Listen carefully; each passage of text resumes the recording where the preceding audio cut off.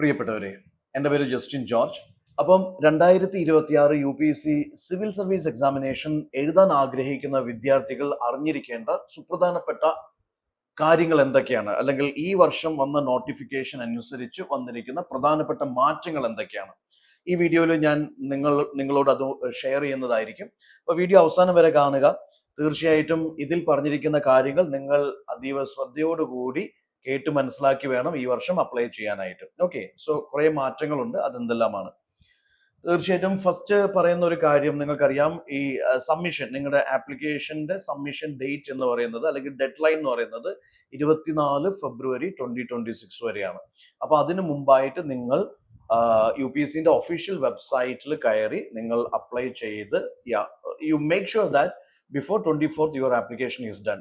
എത്രത്തോളം നേരത്തെ ചെയ്യാൻ പറ്റുമോ അത്രത്തോളം അഡ്വാൻറ്റേജസ് ആണ്. കാരണം ലേറ്റർ ആയിട്ട് അല്ലെങ്കിൽ താമസിച്ച് നിങ്ങൾ ചെയ്തു കഴിഞ്ഞാൽ ഒരുപക്ഷെ പ്രിഫേർഡ് സെന്റർ കിട്ടാനുള്ള സാധ്യതയില്ല. ഓക്കെ, അപ്പൊ നേരത്തെ ചെയ്യാൻ പറ്റുമെങ്കിൽ നേരത്തെ ചെയ്യുക. പക്ഷെ ചെയ്യുമ്പോൾ എന്തെല്ലാം കാര്യങ്ങൾ ശ്രദ്ധിക്കണം എന്നുള്ളത് അറിഞ്ഞിരിക്കുക. ഓക്കെ, ഇവിടെ ഗാലൻഡേഴ്സ് അക്കാദമി, നിങ്ങൾക്ക് ആർക്കെങ്കിലും ഈ രജിസ്ട്രേഷനിൽ ആപ്ലിക്കേഷനിൽ ഡൗട്ട്സ് ഉണ്ടെങ്കിൽ നമ്മുടെ ടീം നിങ്ങളെ സപ്പോർട്ട് ചെയ്യുന്നതായിരിക്കും. ഫാക്കൽറ്റീസും ബാക്കിയുള്ളവരും നിങ്ങളെ സപ്പോർട്ട് ചെയ്യുന്നതായിരിക്കും അപ്ലൈ ചെയ്യാനായിട്ട്. സോ ഇവിടെ ഈ വർഷം 933 പോസ്റ്റുകളാണ്. ആപ്ലിക്കേഷൻ അല്ലെങ്കിൽ നിങ്ങളുടെ രജിസ്ട്രേഷൻ പ്രോസസ്സ് പോകുന്നത് പ്രധാനമായിട്ടും 4 മോഡ്യൂൾസിലൂടെയാണ്. ഞാൻ പറഞ്ഞു, ഒഫീഷ്യൽ വെബ്സൈറ്റിൽ വേണം നിങ്ങൾ രജിസ്റ്റർ ചെയ്യാനായിട്ട്. upsconline.nic.in എന്ന് പറയുന്ന UPSCന്റെ ഒഫീഷ്യൽ വെബ്സൈറ്റിൽ വേണം നമുക്ക് സിവിൽ സർവീസ് എക്സാമിന് വേണ്ടി രജിസ്റ്റർ ചെയ്യാൻ. ഓക്കെ, അപ്പോൾ ആ വെബ്സൈറ്റിൽ കയറിയിട്ട് വേണം നിങ്ങൾ അക്കൗണ്ട് ക്രിയേറ്റ് ചെയ്യാനും ഈ universal registration number profile create ചെയ്യാനും, അല്ലെങ്കിൽ കോമൺ ആപ്ലിക്കേഷൻ ഫോം ഫില്ല് ചെയ്യാനും, അതിനോടൊപ്പം തന്നെ എക്സാം സ്പെസിഫിക് ആയിട്ടുള്ള നിങ്ങളുടെ ആപ്ലിക്കേഷൻ ഫില്ല് ചെയ്യാനൊക്കെ ആയിട്ട്. അപ്പൊ ഞാൻ പറഞ്ഞ 4 മോഡ്യൂൾസ് ഇതാണ്. First your account creation. Second is universal registration number. Okay, universal registration profile creation. Then common application form, that is CAPF, common application form. Then fourth one is that exam specific registration. Okay, പക്ഷേ ആദ്യം പറഞ്ഞ 3 നിങ്ങൾക്ക് UPSCന്റെ എല്ലാ എക്സാംസും എഴുതാനായിട്ടുള്ള common registration ആണ്. Account creation, universal registration number profile creation, then this common application form. ഈ 3 നിങ്ങൾ എല്ലാ UPSC എക്സാംസിനും common ആയിട്ടുള്ള മോഡ്യൂൾസ് ആണ്. ഓക്കെ, ഇതിൽ 4ാമത്തെ മോഡ്യൂൾ ആണ് എക്സാം സ്പെസിഫിക് ആയിട്ടുള്ളത്. അതായത് സിവിൽ സർവീസ് എക്സാം ആണെങ്കിൽ ആ എക്സാം സ്പെസിഫിക് ആയിട്ടുള്ള രജിസ്ട്രേഷൻ ആ പറഞ്ഞ സമയത്തിനുള്ളിൽ ചെയ്യേണ്ടത്, അല്ലെങ്കിൽ ആ പ്രിസ്ക്രൈബ്ഡ് ടൈമിനുള്ളിൽ ചെയ്യേണ്ടത് ഈ 4ാമത്തെ മോഡ്യൂളാണ്. അപ്പൊ ഈ 4 മോഡ്യൂൾസ് ആണ് നിങ്ങൾക്ക് ഈ ഒഫീഷ്യൽ വെബ്സൈറ്റിൽ കയറി ചെയ്യാനുള്ളത്.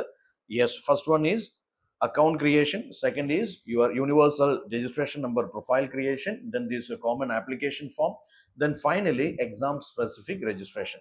അപ്പോൾ ഒരു കാര്യം ശ്രദ്ധിക്കുക, ഈ അക്കൗണ്ട് ക്രിയേഷൻ അല്ലെങ്കിൽ യൂണിവേഴ്സൽ രജിസ്ട്രേഷൻ ഫോമും കോമൺ ആപ്ലിക്കേഷൻ ഫോമും ഒക്കെ ഫില്ല് ചെയ്യുമ്പോൾ നിങ്ങൾ കൊടുക്കുന്ന ഇൻഫർമേഷൻസ് ഒരു കാരണവശാലും തെറ്റരുത്. അത് ഡേറ്റ് ഓഫ് ബർത്ത് ആയിക്കോട്ടെ, നിങ്ങളുടെ മെട്രിക്കുലേഷൻ സർട്ടിഫിക്കറ്റ് അല്ലെങ്കിൽ ഹയർ സെക്കൻഡറി സർട്ടിഫിക്കറ്റിൽ എന്താണോ ഡേറ്റ് ഓഫ് ബർത്ത് മെൻഷൻ ചെയ്തിരിക്കുന്നത്, ഡേറ്റ് ഓഫ് ബർത്ത് ആയിക്കോട്ടെ, അല്ലെങ്കിൽ നിങ്ങൾ കൊടുക്കുന്ന എഡ്യൂക്കേഷൻ ക്വാളിഫിക്കേഷൻ, അങ്ങനെ നിങ്ങളുടെ ഇൻഫർമേഷൻ നിങ്ങൾ കൊടുക്കുന്നത് വാലിഡ് ആയിരിക്കണം. ഒരു കാരണവശാലും അത് പിന്നീട് നമുക്ക് വൺ ടൈം മോഡിഫിക്കേഷൻ മാത്രമേ UPSC പെർമിഷൻ തരുന്നുള്ളൂ, കൂടെ ചേഞ്ച് ചെയ്യാനുള്ള ഓപ്ഷൻ ഇല്ല. അപ്പൊ അത് പ്രത്യേകം ശ്രദ്ധിക്കുക. ഓക്കെ,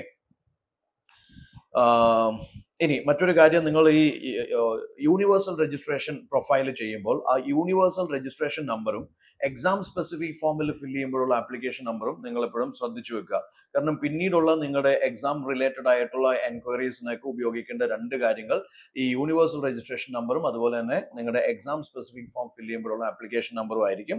അതും പ്രത്യേകം നിങ്ങൾ ശ്രദ്ധിക്കുക. ഓക്കെ, അപ്പോൾ പിന്നെ നിങ്ങൾ പ്രൂഫ് കൊടുക്കുമ്പോൾ ID പ്രൂഫ്, നിങ്ങളുടെ ഫോട്ടോ ID പ്രൂഫ്, നിങ്ങളുടെ ആധാർ ID തന്നെ കൊടുക്കാനായിട്ട് ശ്രദ്ധിക്കുക. പിന്നീടുള്ള നിങ്ങളുടെ വെരിഫിക്കേഷൻ ഒക്കെ അത്യാവശ്യമായതുകൊണ്ടും, അല്ലെങ്കിൽ അവിടെ കൺഫ്യൂഷൻസ് ഉണ്ടാവാണ്ടിരിക്കാനും നിങ്ങൾ ID പ്രൂഫ് അപ്ലോഡ് ചെയ്യുമ്പോൾ അല്ലെങ്കിൽ കൊടുക്കുമ്പോൾ അത് ആധാർ ID പ്രൂഫ് തന്നെ കൊടുക്കാനായിട്ട് ശ്രദ്ധിക്കുക. മറ്റൊരു കാര്യം എന്താണെന്ന് വെച്ചാൽ, നിങ്ങൾ ഈ കോമൺ ആപ്ലിക്കേഷൻ ഫോം ഫില്ല് ചെയ്യുമ്പോൾ യു ആർ സപ്പോസ് ടു, അല്ലെങ്കിൽ നിങ്ങളുടെ ഫോട്ടോഗ്രാഫ് അപ്ലോഡ് ചെയ്യണം. ഓക്കെ, നിങ്ങളുടെ ഫോട്ടോഗ്രാഫ് അപ്ലോഡ് ചെയ്യണം. അതിനോടൊപ്പം തന്നെ you have to upload your live photo. നിങ്ങൾ ഫോം ഫില്ല് ചെയ്യുമ്പോഴുള്ള ലൈവ് ഫോട്ടോ നിങ്ങൾക്ക് എന്ത് ചെയ്യണം, നിങ്ങളുടെ വെബ് ക്യാം വെച്ച് നിങ്ങൾക്ക് ഫില്ല് ചെയ്യണം, നിങ്ങൾക്ക് അപ്ലോഡ് ചെയ്യണം. അപ്പോൾ ഈ 2 കാര്യങ്ങൾ ശ്രദ്ധിക്കുക. കോമൺ ആപ്ലിക്കേഷൻ ഫോമിൽ തീർച്ചയായിട്ടും നിങ്ങളുടെ ഫോട്ടോഗ്രാഫ് അപ്ലോഡ് ചെയ്യണം. അതിനോടൊപ്പം തന്നെ your live photo which is yes, നിങ്ങൾ ഫോം ഫില്ല് ചെയ്യുമ്പോഴുള്ള ആ ലൈവ് ഫോട്ടോയും നിങ്ങൾക്ക് അപ്ലോഡ് ചെയ്യണം. അപ്പോൾ അതിൻ്റെ ഈ പറയുന്ന സോക്കോൾഡ് സൈസും കാര്യങ്ങളൊക്കെ കൃത്യമായിട്ട് ഇൻസ്ട്രക്ഷൻസിൽ തന്നിട്ടുണ്ട്. ആ ഇൻസ്ട്രക്ഷൻസ് അനുസരിച്ചായിരിക്കണം അതിൻ്റെ സൈസും കാര്യങ്ങളൊക്കെ സെറ്റ് ചെയ്യാനായിട്ട്. ഓക്കെ, ഇനി മറ്റൊന്ന് സിഗ്നേച്ചറാണ്. സിഗ്നേച്ചർ അപ്ലോഡ് ചെയ്യണം. സിഗ്നേച്ചർ അപ്ലോഡ് ചെയ്യുമ്പോൾ അതും ഈ കോമൺ ആപ്ലിക്കേഷൻ ഫോമിൽ you have to upload your signature. Signature എങ്ങനെയാണ് അപ്ലോഡ് ചെയ്യേണ്ടതെന്ന് വെച്ച് കഴിഞ്ഞാൽ ഒരു പ്ലെയിൻ വൈറ്റ് പേപ്പറിൽ നിങ്ങളുടെ സിഗ്നേച്ചർ 3 തവണ ഇടണം. Okay, one below another. Okay, ഒന്നിന്റെ താഴെ ഒന്നായിട്ട് 3 സിഗ്നേച്ചർ ഇടണം. ഒരു പ്ലെയിൻ വൈറ്റ് പേപ്പറിൽ ബ്ലാക്ക് ഇങ്ക് ഉപയോഗിച്ച് 3 സിഗ്നേച്ചർ ഇടണം. ആ സംഭവം വേണം നിങ്ങൾക്ക് അപ്ലോഡ് ചെയ്യാനായിട്ട്. ഓക്കെ, അത് വളരെ ക്ലിയർ ആയിരിക്കണം, ലെജിബിൾ ആയിരിക്കണം. അതും ശ്രദ്ധിക്കുക. അതും കോമൺ ആപ്ലിക്കേഷൻ ഫോം അല്ലെങ്കിൽ CAPF-ലുള്ള ഫില്ലിംഗ് ആണ്. ഓക്കെ, അപ്പൊ നിങ്ങൾ ശ്രദ്ധിക്കുക, ഈ CAPF നിങ്ങൾ ഫില്ല് ചെയ്തു, ഓക്കെ, പറഞ്ഞ അക്കൗണ്ട് ക്രിയേറ്റ് ചെയ്തു, കോമൺ ആപ്ലിക്കേഷൻ ഫോം ഒക്കെ ഫില്ല് ചെയ്തതിന് ശേഷം പിന്നെ വിഡ്രോവൽ ഓപ്ഷൻ ഇല്ല അല്ലെങ്കിൽ കറക്ഷൻ ഓപ്ഷൻ ഇല്ല എന്ന് ശ്രദ്ധിക്കുക. വിഡ്രോവൽ ഇല്ല എന്ന് പറഞ്ഞു കഴിഞ്ഞാൽ നിങ്ങൾക്ക് അതൊരു വൺ ടൈം അറ്റംപ്റ്റ് ആയിട്ട് കാണുമെന്നല്ല പറഞ്ഞത്. വാട്ട് ഐ സേ, നിങ്ങളുടെ അറ്റംപ്റ്റ് എന്നുള്ളത് ഒബ്വിയസ്ലി നിങ്ങൾ പ്രിലിംസ് എഴുതിയെങ്കിൽ മാത്രമേ അത് അറ്റംപ്റ്റ് ആയിട്ട് പരിഗണിക്കുകയുള്ളൂ. പക്ഷെ ഇവിടെ കോമൺ ആപ്ലിക്കേഷൻ ഫോമിൽ നിങ്ങൾ കൊടുക്കുന്ന ഡീറ്റെയിൽസ്, നിങ്ങളുടെ what ever the informations you are giving, അത് പിന്നെ നിങ്ങൾക്ക് ക്യാൻസൽ ചെയ്യാനോ അല്ലെങ്കിൽ പിന്നെ കറക്റ്റ് ചെയ്യാനുള്ള ഓപ്ഷൻ ഇല്ല. അതുകൊണ്ട് അത് ചെയ്യുമ്പോൾ വളരെ ശ്രദ്ധിച്ച് വേണം അതിന്റെ കാര്യങ്ങൾ നിങ്ങൾക്ക് ചെയ്യാനായിട്ട്. ഓക്കെ, പിന്നെ മറ്റൊന്ന്, നിങ്ങളുടെ URN പ്രൊഫൈൽ, യൂണിവേഴ്സൽ രജിസ്ട്രേഷൻ എന്താ പറയുക, നമ്പർ പ്രൊഫൈലിൽ നിങ്ങൾ അപ്ലോഡ് ചെയ്യുന്ന ഫോട്ടോ ID ഏതാണോ ആ സെയിം ഫോട്ടോ ID ആയിരിക്കണം you have to carry to your exam hall. അപ്പം ആ കാര്യങ്ങൾ മറന്നു പോകരുത്. പിന്നീട് ഒരു കൺഫ്യൂഷൻ വരികയോ അല്ലെങ്കിൽ എക്സാം ഹാളിൽ എൻട്രി കിട്ടാണ്ടിരിക്കുകയോ ചെയ്യുന്ന ഒരു സിറ്റുവേഷൻ ഉണ്ടാവരുത്. നിങ്ങളുടെ അഡ്മിറ്റ് കാർഡ് നിങ്ങൾക്ക് എക്സാമിന് മുമ്പ് 1 വീക്ക് മുമ്പായിട്ട് നിങ്ങൾക്ക് എന്ത് ചെയ്യാൻ പറ്റും, ഒഫീഷ്യൽ വെബ്സൈറ്റിൽ നിന്ന് തന്നെ ഡൗൺലോഡ് ചെയ്തെടുക്കാവുന്നതാണ്. UPC online.nic.in എന്ന് പറയുന്ന വെബ്സൈറ്റിൽ നിന്ന് ഡൗൺലോഡ് ചെയ്തെടുക്കാവുന്നതാണ്. പിന്നെ ഓഫ് കോഴ്സ് നിങ്ങൾക്ക് എക്സാം ഹാളിൽ ചെല്ലുമ്പോൾ അവിടെ ഒരു ഫേസ് ഓതന്റിഫിക്കേഷൻ അല്ലെങ്കിൽ എന്താ പറയുക ഫേസ് വെരിഫിക്കേഷൻ ഒരു പ്രൊസീജിയർ ഉണ്ടാവും. അപ്പോൾ തീർച്ചയായിട്ടും എക്സാം ഹാളിൽ നിങ്ങൾക്ക് കിട്ടിയിരിക്കുന്ന എക്സാം സെന്റർ എവിടെയാണോ അവിടെ അറ്റ്ലീസ്റ്റ് ഒരു 30 മിനിറ്റ്സ് മുമ്പ് അല്ലെങ്കിൽ അതിന് മുമ്പായിട്ട് നിങ്ങൾ എത്താനായിട്ട് ശ്രമിക്കുക. ലേറ്റ് ആയിട്ട് എത്തരുത്. ഓക്കെ, ഈ വർഷം തന്നിരിക്കുന്നത് 83 പ്രിലിംസിന്റെ സെന്ററും 27 മെയിൻസിന്റെ സെന്റേഴ്സും ആണ്. ഓക്കെ, പിന്നെ ഈ ഇവിടെ പ്രത്യേകം പറഞ്ഞിട്ടുണ്ട്, അലോട്ട്മെന്റ് എന്ന് പറയുന്ന ഫസ്റ്റ് അലോട്ട് എന്നുള്ള ഒരു ക്രൈറ്റീരിയ ആണ്. അപ്പൊ നിങ്ങൾ എത്രത്തോളം നേരത്തെ അപ്ലൈ ചെയ്യാൻ പറ്റുന്നോ അത്രത്തോളം നിങ്ങൾക്ക് പ്രിഫേർഡ് സെന്റർ കിട്ടും, ഇല്ലെങ്കിൽ വേറൊരു സെന്റർ ആവാം. അപ്പൊ അതും പ്രത്യേകം ശ്രദ്ധിക്കുക. ഓക്കെ, പിന്നെയുള്ള കാര്യങ്ങൾ എന്ന് പറയുന്നത് തീർച്ചയായിട്ടും ഏജ് ലിമിറ്റ്സ് എന്ന് പറയുന്നത് നോക്കൂ, ബേസിക് മിനിമം ഏജ് 21 വയസ്സാണ്, മാക്സിമം ഏജ് 32 വയസ്സാണ്. ഓക്കെ, ദാറ്റ് ഈസ് അതെങ്ങനെയാണ് കാൽക്കുലേറ്റ് ചെയ്യുന്നതെന്ന് വെച്ച് കഴിഞ്ഞാൽ it shouldn't be born earlier than 2nd August 1994. Okay, you shouldn't born earlier than 2nd August 1994 and not later than 1st August 2005. Okay, അപ്പൊ അത് പ്രത്യേകം ശ്രദ്ധിക്കുക. 21 minimum age, 32 maximum age, general category. ഇനി അവിടെ ഏജ് റിലാക്സേഷൻ ഉണ്ട്. Age relaxation വരുന്നത് എങ്ങനെയാന്ന് വെച്ച് കഴിഞ്ഞാൽ SC/ST റിസർവേഷൻ ഉണ്ടെങ്കിൽ ഒരു 5 ഇയേഴ്സിന്റെ ഏജ് റിലാക്സേഷൻ ഉണ്ട്. OBC റിസർവേഷൻ ഉണ്ടെങ്കിൽ 3 വർഷത്തെ ഏജ് റിലാക്സേഷൻ ഉണ്ട്.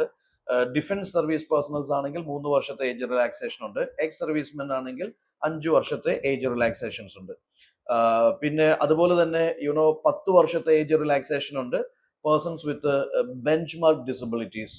Okay, persons with benchmark PWBD കാറ്റഗറിയിൽ 10 വർഷത്തെ ഏജ് റിലാക്സേഷൻ ഉണ്ട്. ലൈക്ക് ബ്ലൈൻഡ്നെസ്, ലോ വിഷൻ, അല്ലെങ്കിൽ ഡെഫ്, അല്ലെങ്കിൽ സെറിബ്രൽ പൾസി, അല്ലെങ്കിൽ ഈ പറയുന്ന ലോക്കോമോട്ടർ ഡിസബിലിറ്റീസ്, അവിടെ 10 വർഷത്തെ ഏജ് റിലാക്സേഷൻ ഉണ്ട്. ഓക്കെ, അപ്പൊ അങ്ങനെയുള്ള കാര്യങ്ങൾ ശ്രദ്ധിക്കുക. എന്ന് വെച്ച് കഴിഞ്ഞാൽ വീണ്ടും നമ്പർ ഓഫ് അറ്റംപ്റ്റ് പറയുമ്പോൾ ജനറൽ കാറ്റഗറിക്ക് 32 വയസ്സ് വരെ 6 അറ്റംപ്റ്റും, OBC റിസർവേഷൻ ഉണ്ടെങ്കിൽ 9 അറ്റംപ്റ്റും, SC/ST റിസർവേഷൻ ഉണ്ടെങ്കിൽ 37 വയസ്സ് വരെ അൺലിമിറ്റഡ് അറ്റംപ്റ്റും ആണ്. അങ്ങനെയുള്ള കാര്യങ്ങൾ ശ്രദ്ധിക്കുക. ഡേറ്റ് ഓഫ് ബർത്ത് നിങ്ങൾ ഒരു കോർപ്പറേഷൻ സർട്ടിഫിക്കറ്റോ അല്ലെങ്കിൽ ഹോറോസ്കോപ്സോ വെച്ചിട്ടുള്ള ഡേറ്റ് ഓഫ് ബർത്ത് അല്ല. ഡേറ്റ് ഓഫ് ബർത്ത് എന്ന് പറയുന്നത് മെട്രിക്കുലേഷൻ സർട്ടിഫിക്കറ്റിൽ അല്ലെങ്കിൽ ഹയർ സെക്കൻഡറി സർട്ടിഫിക്കറ്റിൽ എന്താണോ ഡേറ്റ് ഓഫ് ബർത്ത് അത് വെച്ചിട്ടായിരിക്കണം നിങ്ങൾ അപ്ലൈ ചെയ്യേണ്ടത്. എക്സാം ഫീ എന്ന് പറയുന്നത് 100 rupees ആണ്. അത് എക്സംപ്റ്റഡ് ഫോർ വിമൻ, SC/ST റിസർവേഷൻസിലൊക്കെ ആ ഫീൻ്റെ ആവശ്യമില്ല. പ്രിലിംസിന് 100 രൂപയും മെയിൻസിന് 200 രൂപയാണ്. അവിടെയും വിമൻ ആൻഡ് ഈ പറഞ്ഞതുപോലെ PWD കാറ്റഗറിയിലുള്ളവർക്കൊക്കെ എക്സംഷൻസ് ഉണ്ട്. അപ്പോൾ ഇത്രയും കാര്യങ്ങളാണ് ഫണ്ടമെന്റൽ ആയിട്ട് നിങ്ങൾ ശ്രദ്ധിക്കേണ്ട കാര്യങ്ങൾ. ഓക്കെ, പ്രത്യേകിച്ച് സർട്ടിഫിക്കറ്റ്സിന്റെ അപ്ലോഡിംഗ് എന്ന് പറയുന്നത് അതിൽ പ്രിസ്ക്രൈബ്ഡ് ആയിട്ട് പറഞ്ഞിരിക്കുന്ന സൈസിലും ഡയമെൻഷനിലും വേണം നിങ്ങൾ സർട്ടിഫിക്കറ്റ്സ് അപ്ലോഡ് ചെയ്യാനായിട്ട്. ഓക്കെ, അല്ലെങ്കിൽ ആ ഡോക്യുമെന്റ്സ് അപ്ലോഡ് ചെയ്യാനായിട്ട് അതും പ്രത്യേകം ശ്രദ്ധിക്കുക. അപ്പം ഇത് ഫണ്ടമെന്റൽ ആയിട്ടുള്ള കാര്യങ്ങളാണ്. ഇതിന്റെ ഡീറ്റെയിൽഡ് ആയിട്ട് നിങ്ങൾക്ക് ഫർദർ ആയിട്ട് വേണ്ട ഇൻഫർമേഷൻസ് കിട്ടാനായിട്ട് ഗാലൻഡേഴ്സ് അക്കാദമിയുമായിട്ട് ബന്ധപ്പെടുക. താഴെ തന്നിരിക്കുന്ന നമ്പറിൽ ബന്ധപ്പെടുക. അതിനോടൊപ്പം നിങ്ങൾ ഈ വർഷം പ്രിലിംസ് ക്ലിയർ ചെയ്യാൻ ആഗ്രഹിക്കുന്ന കുട്ടികളാണെങ്കിൽ, സിവിൽ സർവീസ് ക്ലിയർ ചെയ്യാൻ ആഗ്രഹിക്കുന്ന കുട്ടികളാണ്, ഇതുവരെ നിങ്ങൾ പ്രിപ്പയർ ചെയ്തതിൽ നിങ്ങൾ ഹാപ്പി അല്ല, ഈ ലാസ്റ്റ് ഒരു 4 മന്ത് ഏറ്റവും നല്ല രീതിയിൽ പ്രിപ്പയർ ചെയ്ത് നിങ്ങൾക്ക് ക്ലിയർ ചെയ്യാൻ ആഗ്രഹം ഉണ്ടെങ്കിൽ ഗാലൻഡേഴ്സ് അക്കാദമിന്റെ ഒരു ലാസ്റ്റ് ബസ് ഫൈനൽ ഇന്റൻസീവ് ആയിട്ടുള്ള ഒരു പ്രിലിംസ് ക്രാഷ് കോഴ്സ് ഈ വരുന്ന 20th സ്റ്റാർട്ട് ചെയ്യുകയാണ്. അപ്പോൾ അതിൽ നിങ്ങൾക്ക് എല്ലാ സബ്ജക്ട്സും GSും CSATും പഠിച്ച് ടെസ്റ്റുകൾ എടുത്ത് മെന്റർഷിപ്പ് എടുത്ത് ഏറ്റവും നല്ലൊരു ബെസ്റ്റ് അറ്റംപ്റ്റ് കൊടുക്കാനുള്ള ഒരു അവസരം ഒരുക്കുകയാണ്. So take care. 24th May prelims exam ഒരിക്കലും ഒരു വേസ്റ്റ് അറ്റംപ്റ്റ് ആവാണ്ടിരിക്കാൻ എല്ലാവരും ശ്രദ്ധിക്കുക.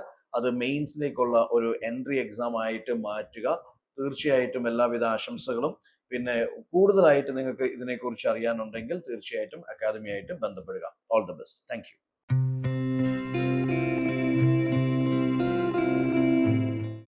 Gallant IAS, chasing your passion to ace.